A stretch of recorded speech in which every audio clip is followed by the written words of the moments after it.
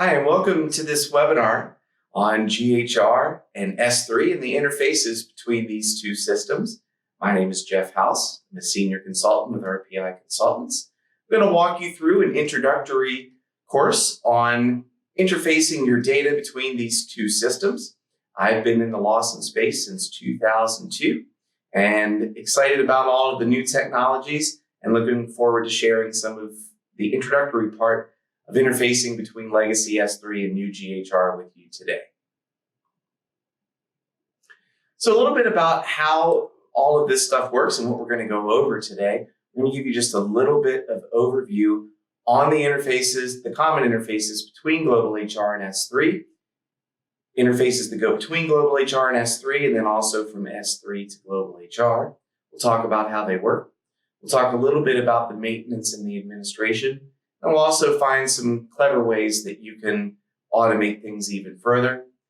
And then we'll summarize on what you can do for next steps. So the first step is your accounting structure. Your accounting information generally is going to still exist within your Lawson S3 system. If you're running payroll, if you're running financials and you've not migrated to Cloud Suite financials, things such as accounting units, accounts, activities are going to still exist within the S3 system. We need to interface those changes over into your global HR system, where all of your employee data resides.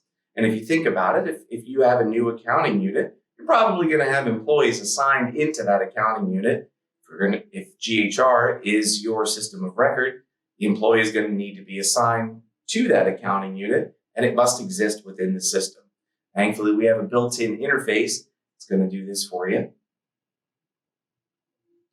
Here's an example of a few things that are delivered. Everything that you see here is delivered out of the box within GHR. There's plenty more in addition to these. But they're going to go through these interfaces all run on your GHR system. They're going to query your S3 system, retrieve all of the appropriate data, and then make any modifications or additions to GHR to keep your accounting structure in sync. Now, your employee data is going the opposite way. Your employee data resides within Global HR, and we've got to get that over to S3 so we can pay these people. Payroll exists in S3 as of now. So therefore, if we've made a change to the employee, or maybe their deductions, or they've changed their supervisor, any sort of other items that belong to an employee, we've got to keep those in sync between Global HR and S3. These are the delivered interfaces. We also are going to touch a little bit on user fields, but we're going to get to that a little bit in more detail about different things that you can do with user fields. So all of these interfaces are delivered within the Global HR application, and they're written in IPA. IPA flows are delivered out of the box. You're welcome to modify them if you like, just rename them to something different, and they're driven directly from GHR.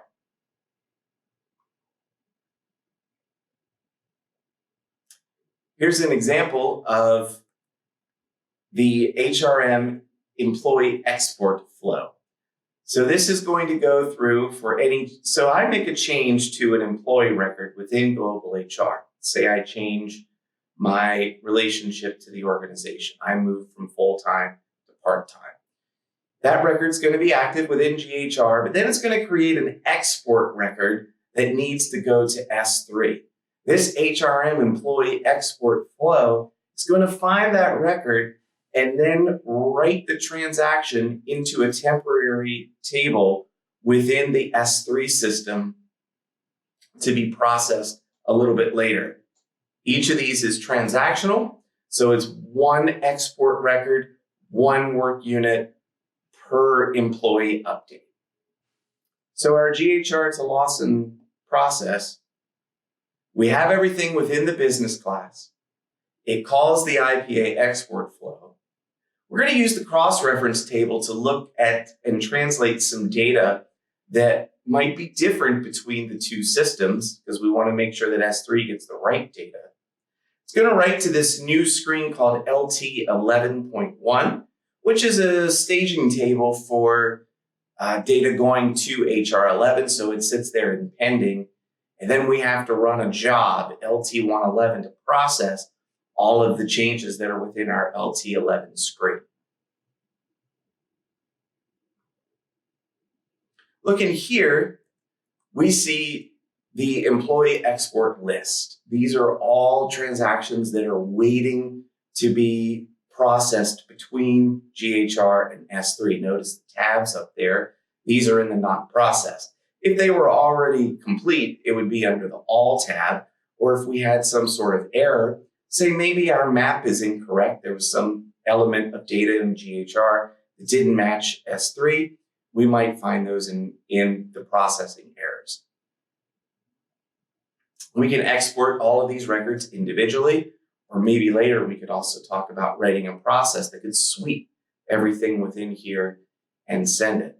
There's also an option within the organization to send these transactions immediate so they don't pend. But generally, and when you think about it, a lot of payroll people don't want changes done while they're processing payroll. So that's why most people will tend to pend and then send them at a later time. Here's an individual employee export record. And one thing to note about these employee export records is that when a field exists on the employee within GHR, let's say I create one of these new user fields, it needs to also exist on the employee export, and it needs to exist on the employee export form. So if you see this form, there's some things there that say error test 1 because I was testing something and I wanted to see how it would flow over into the S3 system. I had to create this user field within GHR on the employee export business class, and then also on this form. Now, the data translation between everything is primarily done with the cross-reference table. And if you think about a status, so our status in S3 was always a 2-character code, AF for active full-time, AP for active part-time, or whatever you decided was valid during your S3 implementation. In GHR, we have 3 data components that really make up that status. We have the relationship to organization, the relationship status, and the work type. The 3 of those things combine to one 2-character S3. We need some place to store that, so that way when we have active full-time greater than 40 hours, or however we've defined our data in GHR, that needs to translate to AF. We do that through the cross-reference table with various updates. Now, here we have standard fields. So we're getting a little bit into user fields and other fields that are outside of the norm. Many people, when they implemented S3, decided to use some of the fields that were meant for something else to mean something to their organization. For instance, if my organization did not participate in any unions, we have this union field. Why leave it blank? Perhaps that means you're some sort of other data element that is relevant to your company. Maybe you have employee groups already built around that within S3, and that's okay. We can map those between GHR and the union code. We don't need a union code in GHR, even though it does exist. We can have it actually be something more meaningful. Creating a user field in GHR is very easy. If this was your cafeteria plan, say, we could create a user field called cafeteria plan and map that to the union code, and that would be perfectly fine. We would do that here within the standard fields. Now, if we had true user fields where it was something totally unique, we didn't use union code, but we went in our S3 system and we created a user field called cafeteria plan, then we would also create the cafeteria plan within GHR. Here we're mapping cafeteria plan to the field number of the user field within S3. These field numbers can be found in a database table on S3, and then you just have to create the appropriate mapping within your GHR system. Now here's the statuses that we were talking about: relationship status, work type, and relationship to organization, and how they map to a 2-character code within the S3 system. Status is a big one, process level, department, numerous others that you'll also have to map as well. The no mapping required would mean that if the value exists in GHR exactly as it does in S3, we could say that there is no map required and it will take the value that's in GHR. Company might be one. Company in S3 is equal to HR organization in GHR. No mapping required. So now let's talk a little bit about the S3 jobs to get this data to process in your S3 system. We have the LT 11.1 screen and some subscreens on that as well, where it's a staging area. You've changed my position. I've gotten promoted, and now I need to get this change over into S3. I have a new position, a new pay rate, all kinds of new data. It's going to stay in the staging table LT11 until we run the batch job LT111 to process those and make them active. You won't see your changes on HR11 until you do. Now, one thing that you want to do with the LT111 job is run the LT111 in specific order.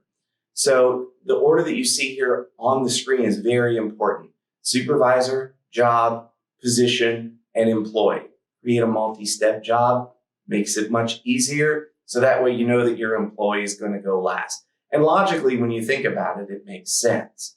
You make a change to a supervisor, a job, and then you would have a position which contains both job and supervisor, and then an employee which is going to contain all three of those. So logically, it makes sense how these are supposed to run. Once you run LT111, you will see the changes in S3. Here's the LT111 screen, or LT11 screen. It's going to show you, it looks very similar, shows you everything that came over from GHR. One thing to note on this screen, the top fields are key, and that's going to help you relate back to your GHR system to find where this record exists in the employee export business class. The TM date stamp, the TM timestamp, and the TM object ID are going to be key. Because today I might have had a position change, but tomorrow I might be terminated because I'm really bad at my new position. That is very possible. Hopefully not for you. Now, sending over personnel actions in S3 could end up being redundant. It's up to you whether you want to do this or not. Previously, you had a whole bunch of personnel action history in S3. Now you're maintaining your employee changes within GHR. GHR is going to be your system of record for employees, and you could still have personnel action history come across with your LT111. It's a parameter, but you will have to map the action codes appropriately so the PA52 records get created, which of course go to the personnel action history. Now, scheduling these things, you could, like we said earlier, you could make it so every LT111 or LT11 records gets created automatically when we change an employee. Meaning I change the employee in GHR, the export record gets created and it goes immediately to S3. Or I could send everything from S3 on a schedule. The choice is yours. The payroll department probably wants you to stop and while they're processing. So that could lead to some issues if you do things in real time. With a batch, you could control it. One thing that we've seen done is that you could set up a payroll flag within your GHR system to where it only sends the records over if that payroll flag is tripped one way or the other. Another thing to keep in mind about sending over employee data is that we're also going to be sending over potentially deduction data. So if I'm running GHR benefits and I change a benefit, then that means I have a deduction change. Or maybe I'm a brand new employee. You've hired me, and now you've also allowed me to enroll in benefits. I have new deduction codes. If I try to process my deductions before my employee is processed, it's not going to work. The employee must exist before the deduction is created. So therefore, if you're scheduling these things out, you might want to run deductions after you're sure that the employee has been done. Then you still could have errors, and there's resolution on both. Another thing is to make sure that you have a service account.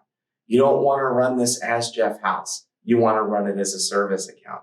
Jeff House, like we said, I was terminated just in 2 actions ago. So if I leave, my access is terminated. Now all of that stuff goes bye-bye. I need a reference letter. So now all of these flows that are delivered with your GHR system are customizable. You can cater them to however you need. If you go with the delivered flows and they work for you, then that's great. Because then every time you have an update to your system, the new changes are going to be built in automatically. If you customize, you're going to have to watch the release notes and make sure that you incorporate any new changes that are required into your flow. Now, you cannot modify the delivered flows directly. You must rename them. So if it's the HRM employee export, you might want to rename that to your organization _HRM employee export. And so that concludes this overview of GHR to S3 interfaces. It's a basic introduction. RPI Consultants is here to help you. If you have any questions about interfacing your data, we would be more than happy to assist you. And I thank you so much for attending this webinar today.